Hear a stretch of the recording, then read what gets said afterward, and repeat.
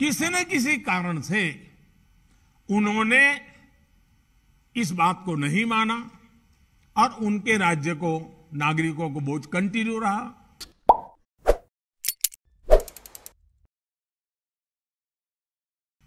देशवासियों पर petrol diesel की बढ़ती कीमत का बोझ कम करने के लिए केंद्र सरकार ने एक्साइज ड्यूटी में कमी की थी। पिछले नवंबर महीने में कम की थी। केंद्र सरकार ने राज्यों से भी आग्रह किया था कि वो अपने यहां टैक्स कम करे और ये बेनिफिट नागरिकों को ट्रांसफर करे। इसके बाद पेट्रोल डीजल की कीमतें इन राज्यों में अब भी दूसरों के मुकाबले कहीं ज्यादा है। ये एक तरह से इन राज्यों के लोगों के साथ अन्याय तो है ही, साथ ही पड़ोसी राज्यों को भी नुकसान पहुंचाता है। स्वाभाविक है कि जो राज्य टैक्स में कटौती करते हैं उन्हें राजस्व की हानि होती है।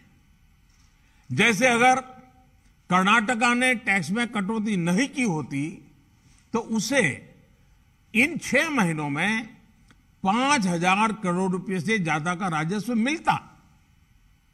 गुजरात ने भी टैक्स कम नहीं किया होता तो उसे भी 3,500-4 हजार करोड़ रुपए से ज्यादा का राजस्व और मिलता।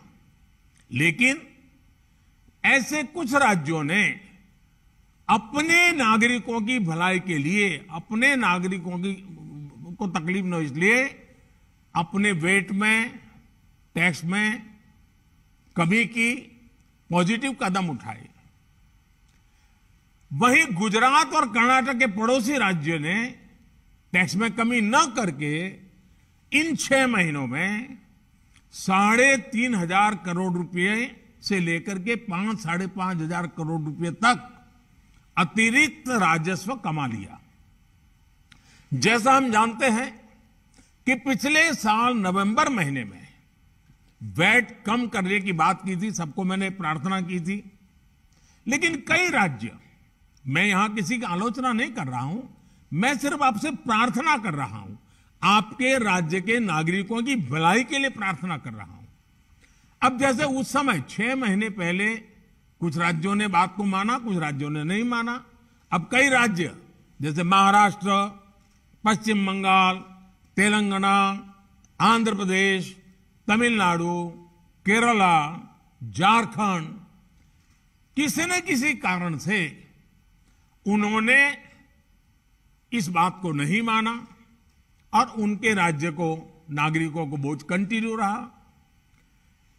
मैं इस बात में नहीं जाऊंगा कि इस दौरान इन राज्यों ने कितना रेवेन्यू कमाया, लेकिन अब आपसे मेरी प्रार्थना है कि देश हित में आप पिछले नवंबर में जो करना था, 6 महीने डिले हो चुका है, अब भी आप अपने राज्य के नागरिकों को वैट कम करके इसका बेनिफिट पहुंचाइए।